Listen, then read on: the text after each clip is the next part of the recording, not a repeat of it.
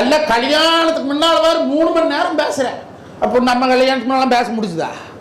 இதுதான் பொண்ணு, இதுதான் மாப்பிள்ளைன்னாங்க. அதோட சரி நிச்சயத்தன்னைக்கு எங்கள் அக்கா கொண்டு போய் நிச்சய புடவை கொடுத்துட்டு வந்தா.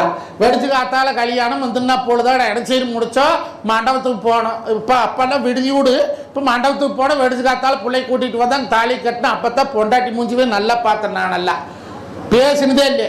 எங்கள் மாமி வீட்டு ஃபோன் நம்பர் 505 ஃபோன் பண்ணேன். ஹலோ ஹலோ 6 பேசுறீங்க. எங்கள் மாமியா வேஸ்ட்டு போட்டுன்னு ஓன வச்சுட்டேன்.